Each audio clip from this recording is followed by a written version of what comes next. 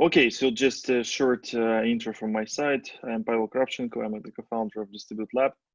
We're doing a series of webinars already for a long time with InnoHub, our partner in UAE.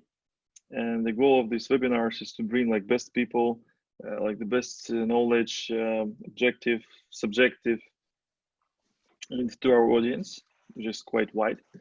After YouTube and all, so this video will be posted afterwards on YouTube. And we try to cover different questions, mostly regarding technology, how it's being developed, integrated into society, in business, how it's perceived by society, and so on and so forth. We do not cover questions like which coin will be, pumping next month, because it's business model. This business model is not sustainable. But rather, we try to understand like long-term trends. So today with us, Burak. I know Burak for like 3 years at least, maybe 4. And Burak has very interesting path. It was banks, was Deloitte, was Accenture. Now you tell us maybe more about what you do as well. And yeah, so Burak was on the edge of consulting business, technology, and he's a developer himself. So it's quite interesting. Not always you can find a person who is still a developer and can talk about business, because usually, if you find a sales guy and they just do some consulting, that consulting could be a little bit biased, I would say. So I'm really eager to hear what you can maybe share with us, and we're ready to ask questions. Oh, you have nice guitar. Oh, thank you. Yeah, it looks good. Okay, please do some self-intro. Thank you, Pavel. So, I know you for 4 years, and we've always kept in contact for exactly this reason. A lot of people have went into the area of blockchain or crypto or Bitcoin and you name it, but few people actually understand the underlying mindset, the technology of distributed ledgers and distributed thinking. As you did a very well intro, I mean, in a nutshell, who I am is I'm an electrical engineer with an MBA. That says, basically, I did research, I did live in a lab, I did code, and I still do. Computers have been my hobby since I'm 5. And I take joy in being in my workshop, playing my guitar, and at the same time coding. But that being aside, in my day job, I do strategy consulting work. I have worked for Accenture in Accenture Strategy for 8 years. I had worked for Deloitte for 1.5 years. And in total, all this career was not on development, but exclusively on business side of things. So my job was to understand the technology very well, and understand not as, hey, read about blockchain and then go and pitch it to clients, but rather, hey, what actually is this? Why did we even do this in the first place? So asking more the critical questions while knowing the technology. So that's why we kept up for 4 years, I guess. And we had exchanged both deep tech ideas, as well as, hey, why are they actually doing this in the first place? Like the common questions, asking ourselves, would anyone go in that direction if they were to know the purpose of the technology? Why would you want to use a bread knife for chopping tomatoes? I mean, this is not even designed for it. So that's why we have these exchanges, and that's my background. In depth, I'm a United Nations CFAC expert. My focus areas would be trade finance, banking. I have worked in these areas for 6 years now. And I also work as a cross-industry consulting, primarily looking at the business operations, understanding what new business models could be built, especially for platform businesses. And I work with corporate spin-offs, basically the couple of companies saying, we need to build a new business, and we need to think inside out and outside in, and we have to turn ourselves inside out and build something completely new organism. I have done this for over 5.5 years. I've also done it for my own. I had my startups in various stages of my life, which went to various heights, and I made my exits. So I also act as an investor as well as an expert. I've also been at the advisory board of the Turkish Blockchain Association for 1.5 years, which I've assisted mostly corporates to come together and build, first standardize, and then build ecosystems together. But the purpose of our talk today is exclusively on how to design platform businesses where you have buyers and sellers and contributors and partners in the ecosystem, and how can we make them operate together such that it's a win-win-win-win-win for everyone, and the platform survives. It was a long introduction. Okay, this is no, it's not long. It's 6 minutes or maybe it's 5. No. A question: how do you usually explain what is blockchain and or DLT to like business people? Yeah, and most presentations in context. In 5 years ago when I did the first presentations, where most people were, "What is blockchain? We want to know more." And I always give the example of, look, we're all in a meeting room. You are all listening to what I'm saying, and you all have a little notepad in front of you. You have a pen and a notepad. All of you will take notes and leave this room in 3 hours. It's guaranteed. But if we were in a blockchain conference or a blockchain room today, you would all walk in with a notebook that's given to you, and it will always be the same size. You will always use the same pen. You will all agree on what you can write on that notebook. You will all write it at the same time, and you are not allowed to delete one single word. And if one of you cheat on the notes, you're out of the room. If you want to come back in, you have to copy it from back up. And there's this gentleman who came late to the meeting. Oh, first, in order to take one sentence, he has to write from the beginning to the end of the most recent note. And one more thing, I said, if any one of you want to cheat on those notes and come back next week and take somebody else as a speaker, you will be sure that nobody had changed any of the notes when they went back home. So that's how I explain blockchain to business people who don't have any technical information. I know in the back of your mind, you're thinking, this is not entirely correct. It isn't, but it's let's say a 38,000 feet view of it.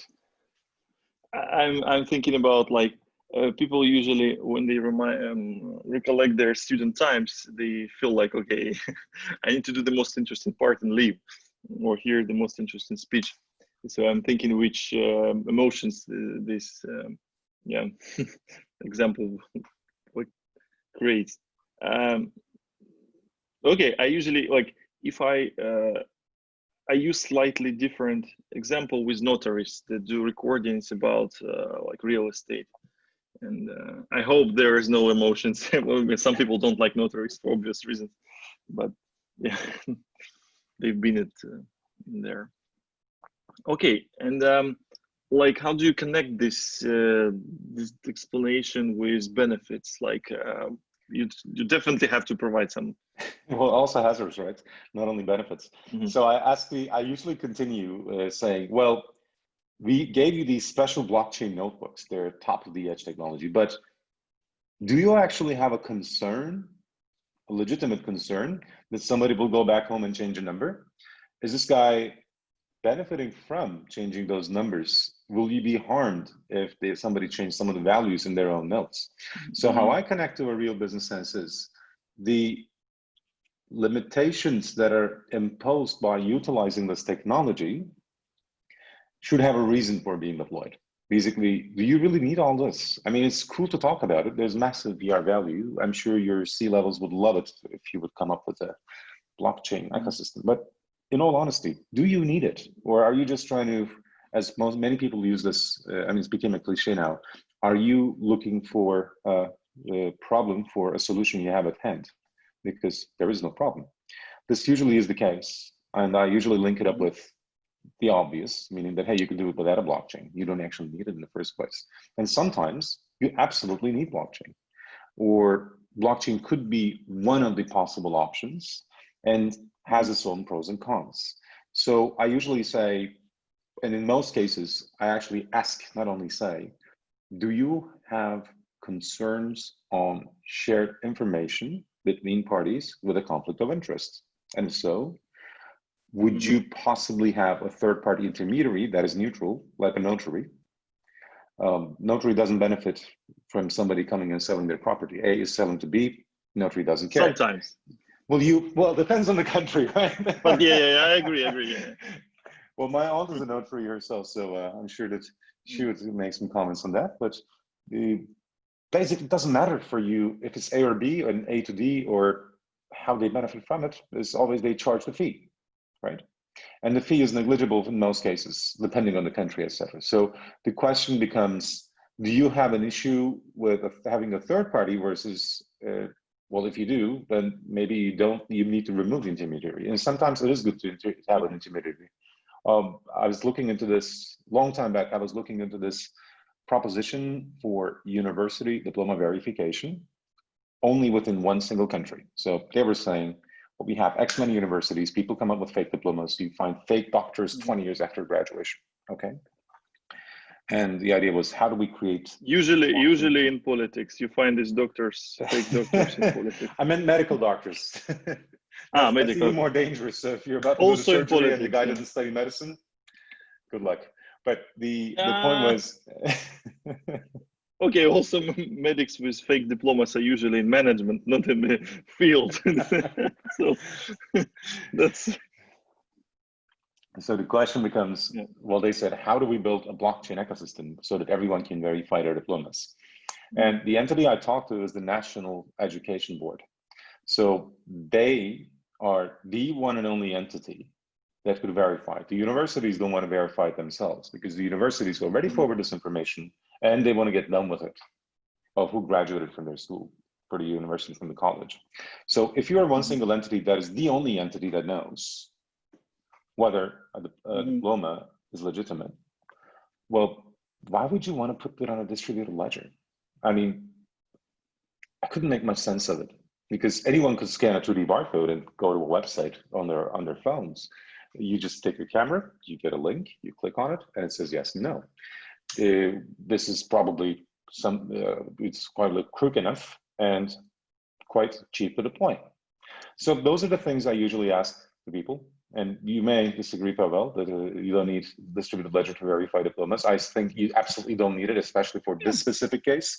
But that's the questions I ask, and I am quite critical about the use of distributed ledgers.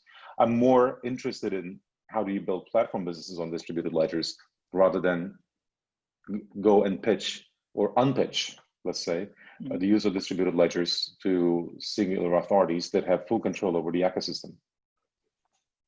Okay, I can comment a little bit on that because I've been on both sides, basically, depending on, again, who is asking. Some people ask, oh, please give me blockchain for my whatever case. And I say, like, just forget about that. You have plenty of problems to solve before thinking about that. Don't spend money and time on that. But I hear sometimes a desire, which kind of links me to the thought that it must be a hidden problem that currently is not like solved. And this problem is like that. They need to put piece of data somewhere in a way that if they will not be able to maintain it further, so pay for that server, or whatever, hire an administrator, etc. This data should be still there. So, and then they think about blockchain as a solution, because if they put their data, they don't need to care more about that. And we put diplomas there for the same reason. We didn't put diplomas, we put the hash of diploma. So diplomas held by people, and then the hash is in Bitcoin blockchain. So that was kind of simple solution that took us literally 20 seconds to post a transaction with all the diplomas, and we paid like whatever 50 cents for that. So this is a cheap way for now to solve this problem. And I've heard once a project approached us and said, oh, we need to develop, and then they explained the platform, and then they said, but we need this not on our servers, but on some Ethereum blockchain or whatever. So we don't really pay for all the servers, and we don't provide this functionality. I told them, guys, it's like cloud. It doesn't eliminate the need of the computer. It's not your computer anymore. so there's still somebody is paying for that. But yeah, the need is relevant. So for this kind of purpose, it makes sense. Obviously, if the corporation is in a business right now and they're managing these records day to day, and they invest in a lot of money, and now they want blockchain just for the sake of it, I mean, it doesn't make sense. They will spend. I mean, But I'm taking notes as you speak because you touched on important points. First of all, you said, hey, they're just paying 50 cents. So the economics of distributed ledgers come into play. So if you're a state actor and you are collecting taxes and you have a funding that goes explicitly for verification of diplomas today, basically, in reality, what it is that 10 people sit in a room, they're paid by the government.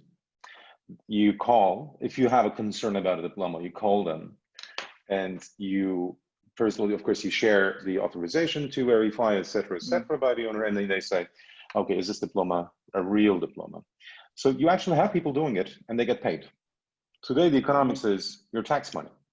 So you're saying, well, why don't we build economics on a distributed ledger such that everybody saves a share of it and the government doesn't have to maintain it anymore? Or let's say a third party, alpha, beta, you name it, a party doesn't have to maintain it anymore.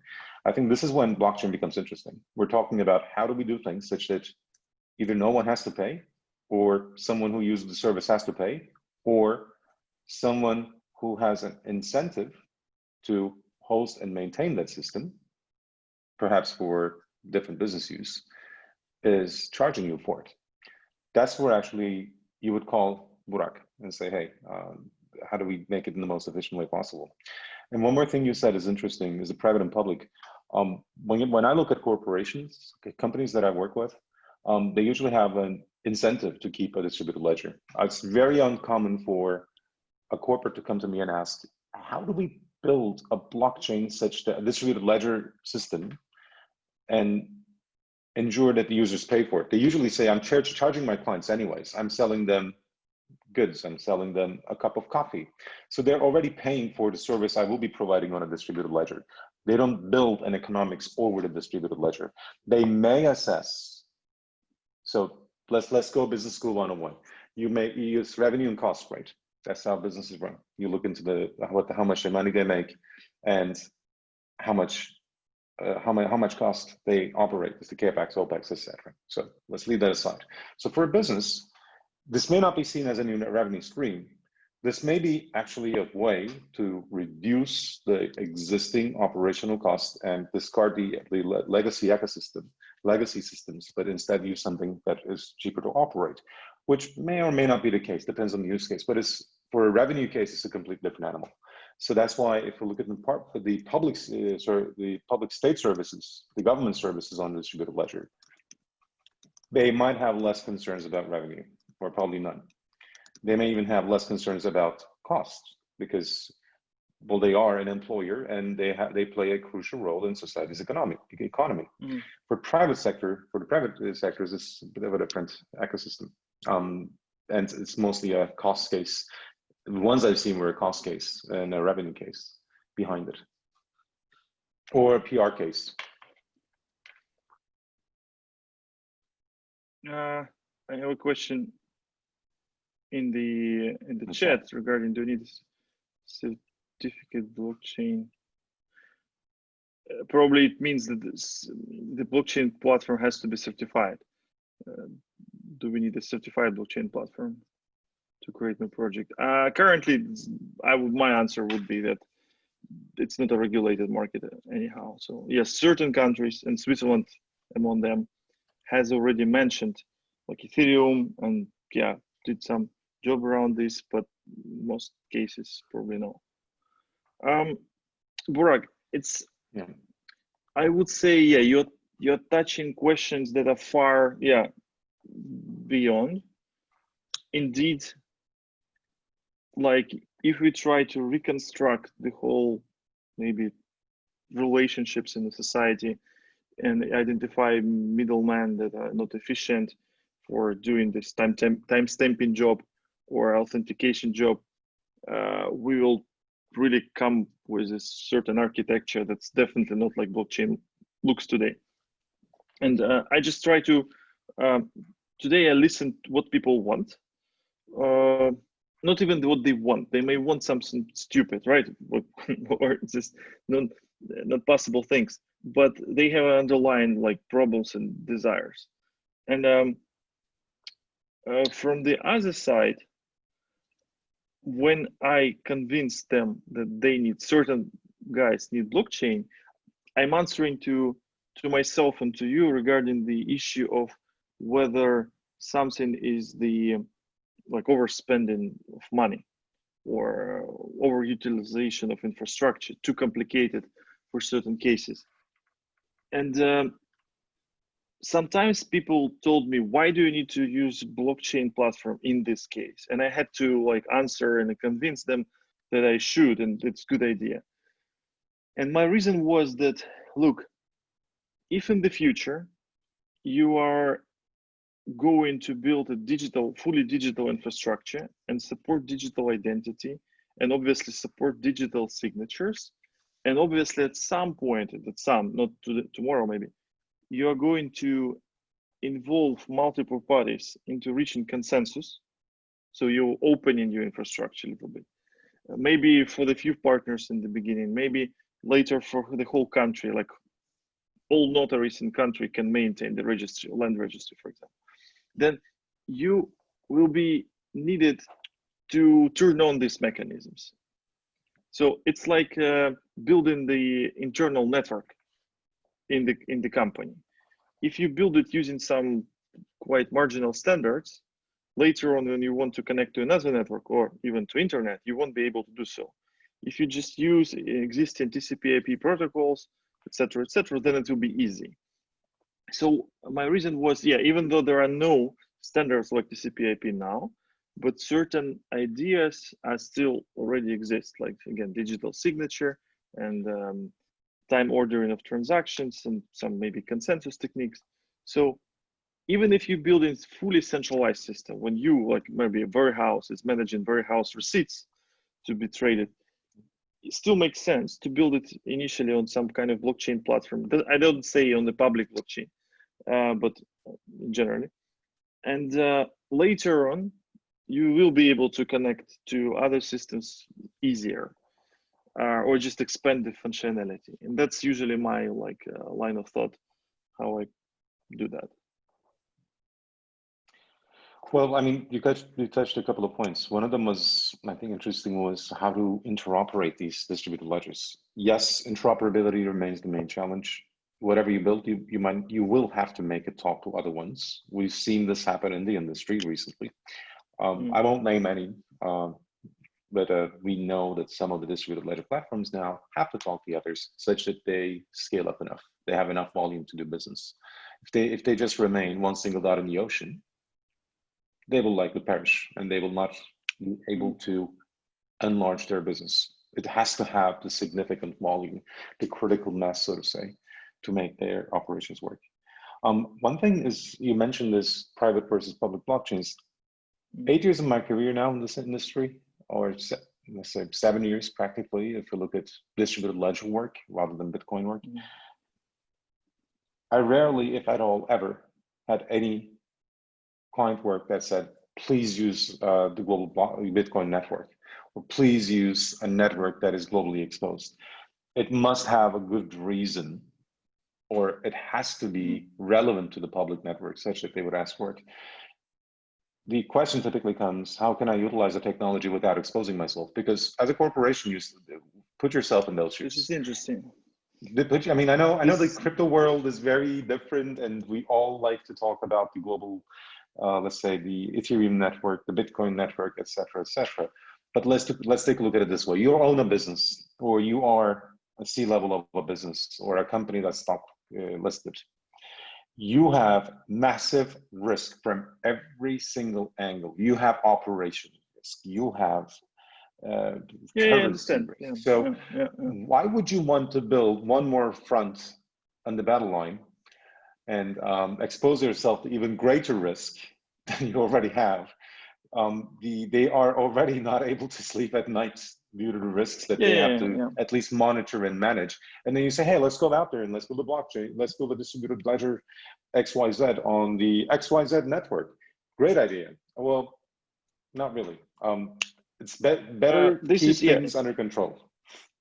Indeed, this is what stopped many from considering this. And for our businesses was also good, because like they had some rational thought about, okay, let's take the technology and build like something that we need from it. From the other side, I would say that there is such phenomena as public permissionless system opens certain opportunities. So it's not only threats, it's also opportunities.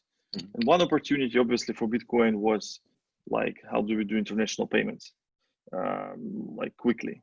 How do we like guarantee that certain funds will be paid? So like through escrow, multi-sig, and so on. And I know many companies who are using that for that particular purpose. And in case of Ethereum, I think what attracted people, it's not the innovation itself, it's rather the ability of first to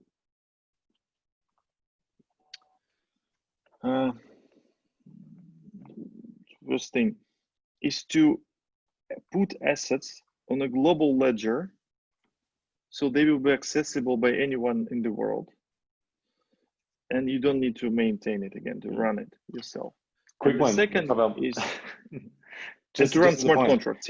Yeah. Okay, please go ahead. I just wanted to add to this. Whenever I have a meeting, and if the meeting is about, can we do this on a blockchain? I say, please involve the legals. Let's have one person from the legal sit in the room. I mean, it's just fantastic to have these dreams of how can we do global payments. It is great, but the moment you send a cent out of your borders in many countries, you actually need to inform banks.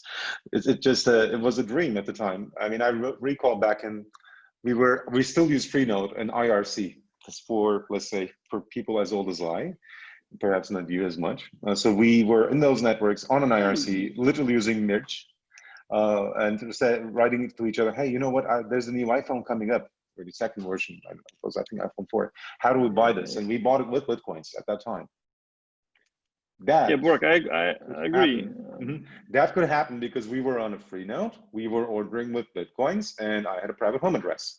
If you have a corporate and now things scale up so much and it's no longer about 500 people who are also friends in real life buying and selling things, it's not going to operate, and you have to report. And for a corporate, it would never work.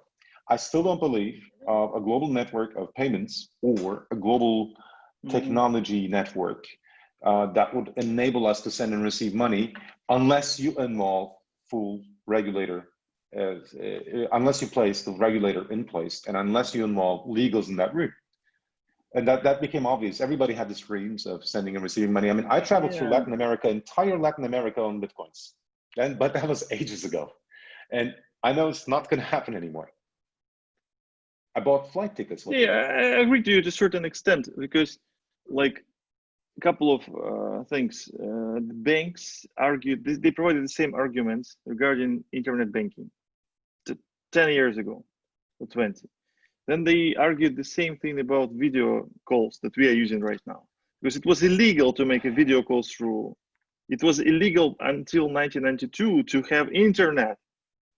Like in the United States, there was an act that said now you can connect to AT&T network using electronic device, because it was illegal. You couldn't do that. So, and before that, it was illegal to, to have free information. You had to ask government. Then free speech, and before it was illegal to have you have your own religion.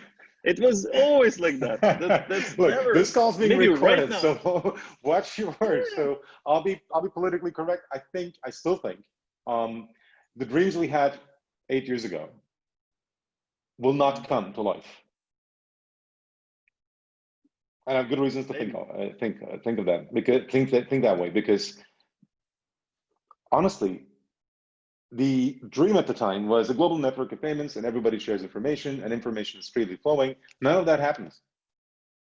And none of them have I agree. I mean, I don't want to take into this never-ending dialogue, but in reality, thinking that we could step out there and do global payments and distribute ledgers. I mean, I want to shift back to the real focus point now of platform businesses. Platform businesses can do business because they already have underlying reporting tool, they have existing operations, they have legal entities, typically limited companies, that have comply with the regulations, and they say, hey, let's do a business on distributed ledger. And then we say, what components of it should be on a distributed ledger? What kind of platform economics do we need to deploy? How will that impact your existing operations? Where will we create new revenue streams? That's more realistic to me. Yeah, than we to have say, half an how hour we to reach talk the about that. blockchain future. I don't think it's never going to happen. And I've been quite an advocate at the time, I would say. No, I'm pretty sure it will happen. I'm just 100% sure that it will happen sooner than we think. But and the middle step there is a central bank currency. Look, China and everybody, like even look at Switzerland. Switzerland allowed, like 3 years ago, it was allowed to create an ICO in a way of donations of people to buy nothing, and then the money could be redistributed. It's Switzerland. It's the most country that watches the money and everything. And it was in the middle of Europe. And basically, like after that, I can believe in everything. Like that will happen very fast. Now, obviously, it's changed, but tomorrow the China will issue the digital yuan, and who will think it will target?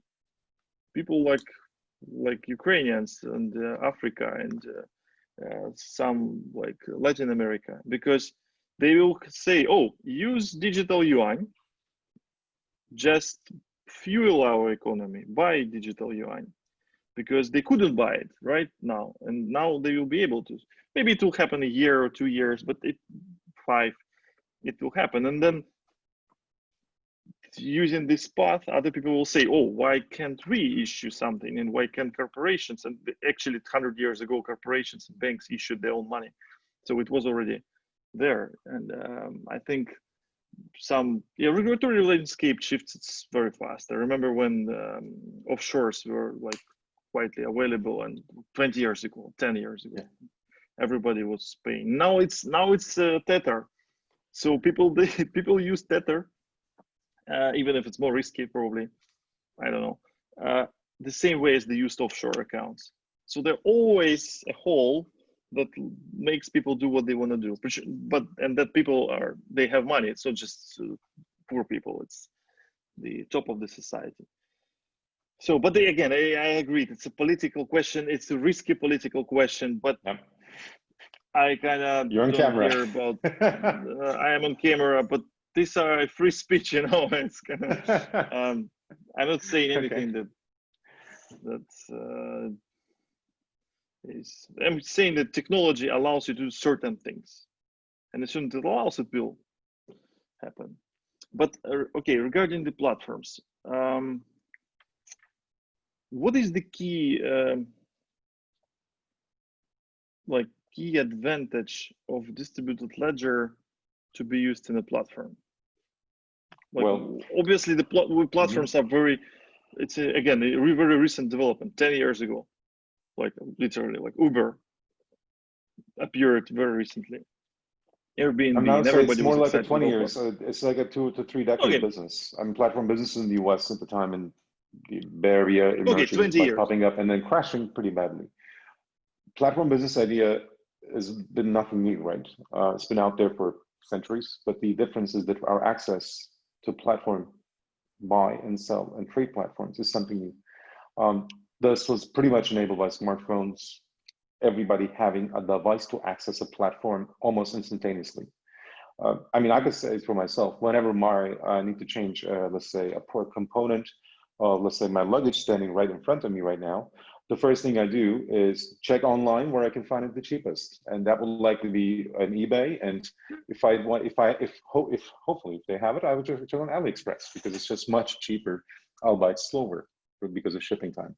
So these platforms had emerged because I could access this information. What would happen 30 years ago would be that I would have to take this to the official shop where they sold me the luggage, and I say, do you have the piece? I wouldn't even have the chance to reach out to other potential sellers, and the market was not very competitive. Now everyone can communicate. This is platform businesses are successful today because people can communicate with each other nearly instantaneously. As long as you have an app, a platform, you communicate. WeChat is there, WhatsApp is there. Commerce has been fueled now by entities able to talk to each other. So now taking this in distributed ledger question, yeah, we have eBay, no wonder, Amazon, well, big companies for a good reason. What's the interlink between such businesses versus distributed ledgers? Well, these platform businesses are taking various approaches, but most of them, they don't really touch anything. Meaning, look at AliExpress today. They don't have massive warehouses, right? In the same way that you would have if they were, let's say, if you were selling all the goods that are sold in AliExpress, if they were all kept in one single warehouse, you'd probably not be able to hold it. They are buying and selling products of others, meaning if I am a seller today, I go and register, I post my product, and you could buy it from me. I'm not keeping my goods at a warehouse. I'm not owning those goods. That is happening because first you have the ranking system, like Uber. Mm-hmm. The buyer and the seller could both be ranked. Meaning if I am not complying with my SLA, my requirements of delivering those goods on time, intact, and as described, I rank down on those platforms. So I will come to the big picture later. Number one is being able to rank the buyers and sellers. That made a big difference. And second, speed of communication. And third, the ability to pay through that platform. Meaning, if I had to enter my credit card number to each and every buyer website, it's quite a pain. You have to reauthorize, put in the numbers, make sure my credit card number is safe. So the means of the flow of goods is one thing, but the flow of payment goes through the same channels. And of course, you have a ranking system. Now, out of these three key elements, which of those would make sense, or would it even make sense to put on a distributed ledger? Well, the buyer and seller ranking, they're usually centrally held, if not always centrally held. And now we see a lot of fake reviews and fake sell. And I've actually recently read an article on Business Insider about these small shipments from Alibaba and AliExpress, fake shipments just to get good ratings.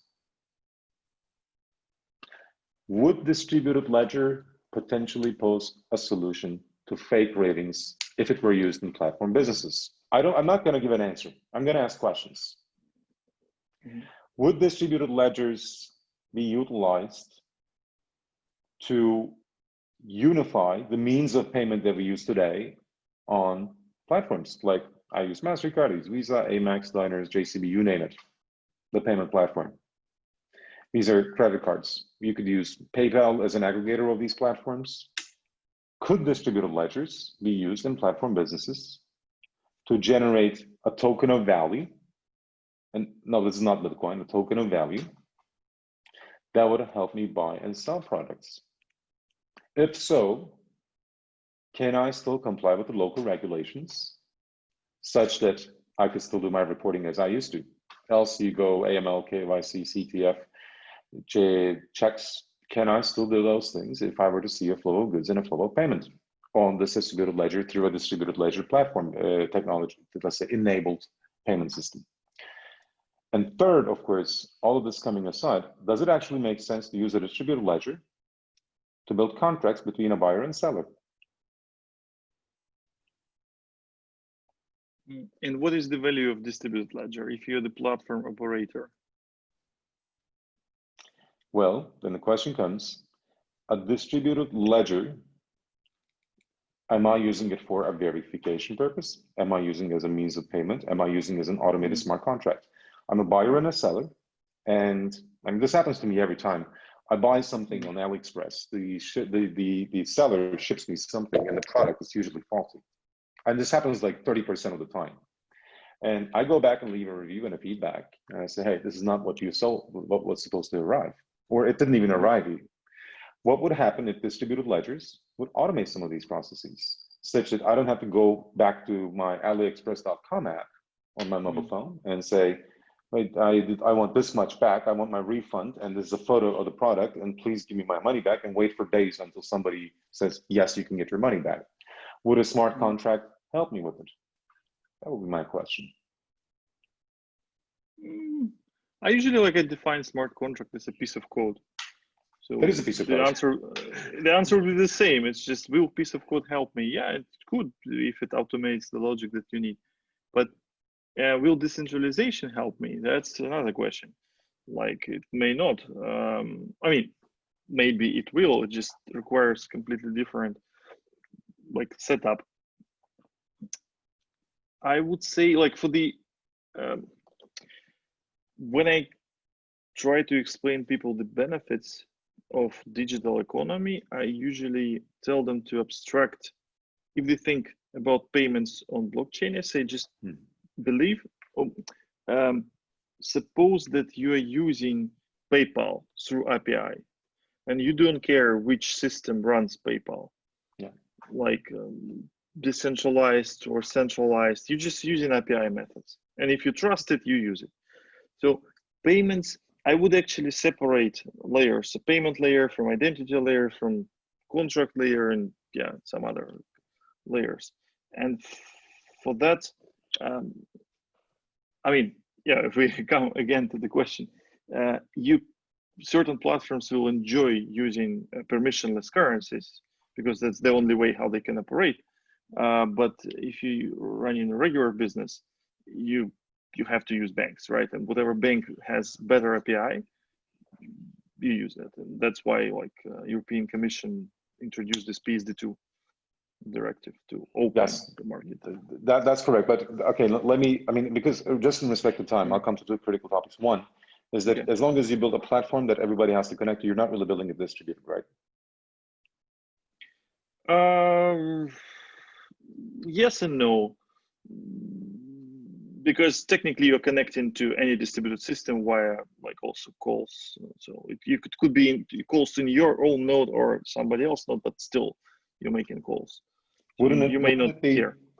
I mean, wouldn't it be more blockchain if A talked to B without passing by C, and C happens to be your Amazon.com today? Yeah, indeed. Also, we had a question in the chat, and I want to elaborate on it a bit more. What would happen to middlemen? And this is a good question. What will happen to middlemen and to Amazon as well? Like, my answer would be that if middleman is providing timestamping services or passing data between here and there, it will be eliminated. If the middleman is providing like insurance, search, data accreditation, like maybe some certification, and generally things that require additional like logic, they will not be eliminated easily. At least, yeah, obviously could create a decentralized rating system, but then you need somebody to tell you where to start from, whom to trust initially, and how these ratings were assigned. So it's kind of, you still need an expert. But timestamping, indeed, and data exchange, very likely. So I think yes, and I envision the future where if we freeze this 2012, 2020, and we take the copy of Amazon of the software and give it to every merchant, every like company, then technically you can build a meta platform. And as soon as somebody wants to trade, they will do it through a local platform, not through a global one, and pay much less fees. Technically, it's like email server. It used to be that you had to use post.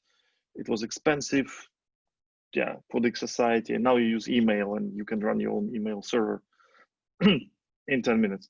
So that would be something like that. So indeed, technology kind of automates certain processes and makes it cheaper.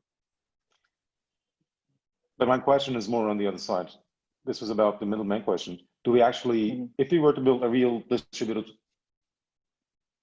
ecosystem where we buy and sell things, and we're not talking about dark web websites, we're talking about A, B, C, D, all being able to trade between each other without using a central platform, how would that look like? These people will select probably the most trusted party, and then the most trusted party runs. And then comes a ranking system that's also in a distributed ledger, and then likely a coin system, but not like all these coins that's just all over, but rather a global pegged currency, so to say, where we can buy and sell. This is Chinese probably where one the or future is. American one? I don't think money has a nationality. Oh, this is a good question, but that's becoming 100 years from now, maybe. But that's a good. That's what I believe too. But for the just a comment, I think the But I first don't want one to will go be into those Chinese. philosophy questions, but like, you know, it takes one calorie to increase the temperature of water by a degree, right? So it's like, this is how we should calculate things. This was more on the scientific side rather than whose currency it is and whose central bank it is. But that being aside, if you were to build a distributed platform business today, and if you were to operate it globally, and if the buyers and the sellers could work together without a central owner of a platform, that's likely where we will end up. And that's probably something we talk today. This will be on YouTube probably as long as YouTube goes. But this may be something that we see not in the next decade even. Oh, you mean for the trading? For such a business platform, exactly, for A, B, C, D, because it is exceptionally difficult to monitor, track, regulate, and it will come perhaps in cyberpunk movies at one point. But if we ever come to the point where we have such technology, it's probably a decade from now. And you remember a decade ago when we said Bitcoin is going to be all over, people said you're crazy, and then look where we ended up now. So yeah, for the identity part, yeah, I agree. It's a complicated issue. You need to digitize identity first, and it's hard. But for the communication part, like again, email is my best example. Like if you ask people how can you send yourself messages to the other part of the world, people would think, okay, should I hire my own postman by a plane? Like it's crazy. But now you have both people run the same type of servers, and the servers communicate. So regarding the e-commerce, again, except for identity, I don't feel big issue here. okay, I still find it quite difficult for, let's say A wants to sell to B, and you are C. How fast can you, and that trade shouldn't take place. How do you intervene? Should not? Should not, for legal reasons. There's a good reason that A and B shouldn't be trading. And you are building this distributed ecosystem where A and B can trade on the platform without the platform player being the man in the middle. How do you do this? But okay, so to understand the context, what prevents A and B trading directly, not through the platform, but rather calling each other? I mean, of course, I'm talking about more extreme cases, but they could, of course, call. Then how do you do the money transfer? How do you pay for it? Today, you could always buy and sell things from A and B and C and D, but you would not be able to pay for it. Okay, so it's more an issue of money transfer. It's not only money transfer, there's various regulations. There's basically embargoes, blockades.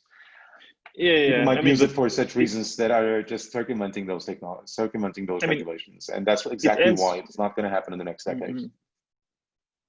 Okay, I see. But I mean, it ends up with the money changing hands. So if the money doesn't change hand, then there is no issue because they can just, again, if whatever ships go between these countries, they can send goods, but money cannot flow. Yeah. Well, right?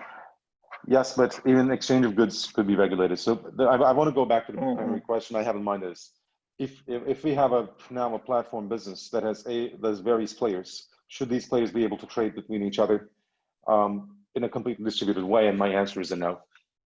And it will happen, and it will probably happen not on platforms that are readily accessible to the masses. And it will happen probably in a decade and not today. And if after that happens, it will probably live for 1 or 2 years and it'll be shut down. Okay, I would provide a civil example of such a platform that uses the same things. It's private equity marketplaces where the company should be able to approve who is buying their stock. So there could be stakeholders, they want to trade, but some can gain advantage and collect a lot of stocks, and the company wants to prevent that. And that's like a civil example, no politics involved, right? So we can safely talk about that. In that case, you indeed need digital identity attached to every person, and then you monitor, I would say, their possessions and prevent transfers from the legal perspective.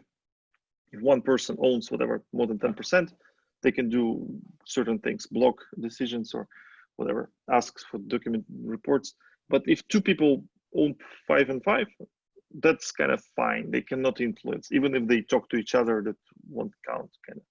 So yeah, you just prevent assets from accumulating on a certain account. So you impose limits. So technically, this problem is solved. We've built one of such platforms. So nothing complicated in here.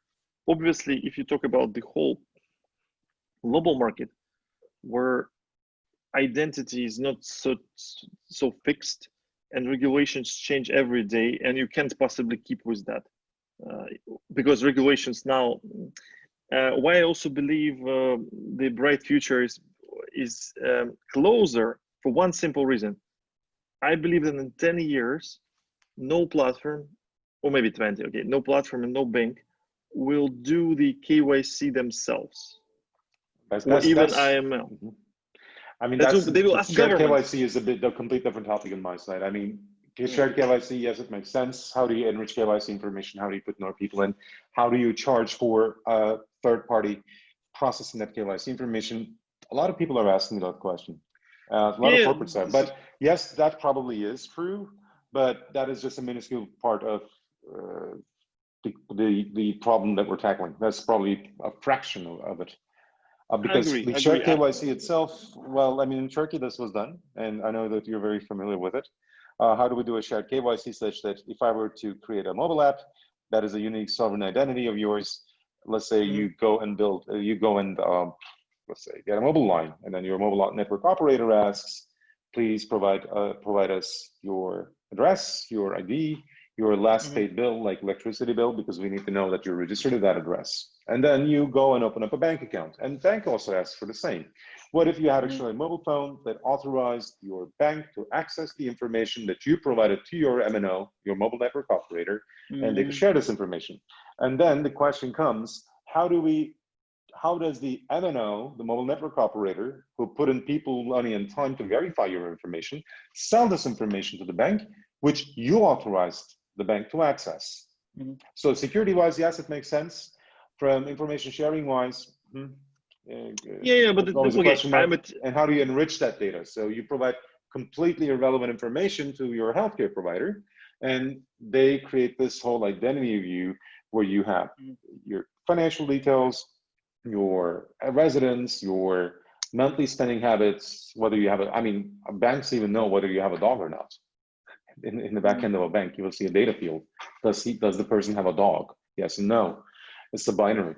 So how do you create this enriched KYC information, and how do you sell that information? How can an individual even sell that information about himself to make money out of it? Yeah, this is a topic of a separate webinar, I would say. I would say so, yeah, again, but that's going to be on the please and help. I'm thinking about from pure technical perspective. Like usually I come to people who, again, thinking about like legal matters, and I explain them what's possible, and they decide what they need. So like we're having one project where exactly KYC information has to be processed by a third party, but it should not be shared by a main party. And then we now apply homomorphic encryption and zero knowledge proofs to do that. So the answer to your question is possible. It just, yeah, you have to change the ecosystem completely. If we talk about the government scale, if you talk with a private company, it is possible, like within 5 years, to share data. Like bank ID is one example, like that works already. So you could do that, and I envision that like certain governments will just approve their citizens, and if citizens approve, they can do whatever they like, and nobody else will trace them. I mean, trace like with papers and etc. So it's either it's possible or not possible. If not possible, they have the only option: they leave the country because they can't really leave. So like maybe China again will introduce this first because they already have this rating and everything. So you've heard about stories that people cannot buy tickets, right? So that means, yeah, I mean, that will happen. So technology is enabler, but Legal rules, yeah, that should be concerned. So Sylvester had a question. I'm on the chat, but he's no longer on the call. Okay, so the question was, together with revenues and costs, legal and regulation, is the environment sustainability also a driver? Business platform to move or not with DLT? Shall we take that on? I mean, we have 2 minutes, so answer is a yes, I would say. But this goes in various steps. So revenues and costs from business operations, legal approval, regulatory framework allowing you to do it, yes. Environmental, the sustainability aspect of distributed ledgers, depending on the use case we look into. If we're talking about using distributed ledgers as the origin of goods in trade, and how that relates to sustainability, it's already out there. I remember back in 2016, I was visiting a company in Berlin where they asked a question, how can we use 2D barcodes and link that back to a distributed ledger such that we can verify that it was done by, let's say, I don't know, Burak in Istanbul had made this t-shirt for you and you could verify it. And we said, well, you could also do centralized. And unless the person signs it himself, signs the signature himself, probably it wouldn't make much of a sense. That's one. Number two, there's always complete different angle. People are always saying, hey, now Bitcoin network uses as much energy as Sweden, which is true. And so sustainability aspect definitely comes into play in that, asking that question. Yeah, we have a couple of minutes. No issue to stop at right at 12. I would first ask, moving to DLT. It's a very vague term right now because you can use DLT as with the case of certificates, just hashing the data into it. It's not really usage, but yeah, it is. Yeah. The second, many enterprises with whom we had cases use DLT to provide real-time audit possibility for their ledgers. So it's a centralized system, but you could have an auditor node that kind of verifies that information was not being tampered with, or integrity is maintained, etc. So it makes sense. I had business cases where people said, whatever, our some kind of certification authorities need to have a proof that we didn't mess with our data. And the only way to do that, the more or less simple way, is to use some kind of DLT. And the third, again, option of using DLT, third level, is when you have multiple parties, they need to maintain a registry. And this, they have to kind of, but they don't fully trust each other for obvious reasons, independent entities, but they need to have consensus. So that's kind of usage of DLT. So, and so on and so forth. So if you need to involve more people, like again, the whole notaries in the country, that's much more complicated. And if you want to build some permissionless system, whatever, for, again, for free media, you need to use completely different technology. Yeah. So it all depends on the business case. But I would recommend, I would start anyway from usage of DLT, because at the down level, just usage of digital signature, digital identity, and ordering transactions.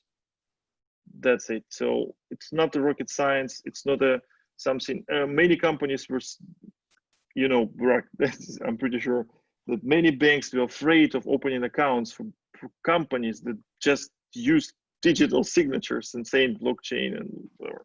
It's kind of in German we have the saying "Jein." Yes and no. Yeah. I mean, in Turkey, digital signatures have been out there for ages. Yeah, I could sign. Ukraine too. I remember back as a fresh graduate from university, like a decade ago, I could use my mobile phone to sign legal paperwork with a PIN and the SIM card. I had the software to sign things. I mean, at that basic level, you know the details of it. I mean, you have to go and build up a new Java app and install that Java app and program it, and then et cetera, et cetera. So what was happening actually was that we were using digital signatures on a daily basis. Yeah. I didn't even need to use anything like paper and pen. And banks didn't have an issue opening up accounts. And also, if you were to build a company that is working with a distributed ledger technology in Turkey today, and if you were signing it digitally, that's totally fine. Depends also on the culture. And I remember very well back in 2012, if I recall, or maybe 13, there was a company that was doing Bitcoin mining that is around 5 minutes from the center of the city, walking distance, 5 minutes. And they couldn't open up an account to cash out to to put the funds of the cash cow Bitcoins in Switzerland. I Yeah. bet. And that, of course, changed over time, but well, you never know what's next. It's still, there's people who are, for all the good reasons, they have some concerns about using or working with distributed ledger technology firms, because there's a lot of people who misuse everything and the trust of society. Yeah. Okay. On this note, I think we will wrap up. So thanks All for right. it. Was a very kind of interesting hour discussion. I like being in discussion when people when there's a disagreement, because if there is agreement, there is no point to talk. It's like a lecture then. We disagree, but I mean, I think one of the things while talking to you is that I know that I'm talking to someone who knows this topic very well. And I also know that we will disagree. And I also need that we'll keep it as a gentleman and not go, let's say, it's not about blue team versus red team. We have very different perspectives on how distributed ledgers will evolve. But as always, it was a delightful conversation. Thank you for hosting me. Thank you. Thank you for spending time with us. Okay. Have a good day, Burak. Enjoy the heat. Ciao. Yeah. I feel like right now I switched off the AC so it doesn't sound. So it is hot now. I know. Must be very hot there. See you. Okay, bye.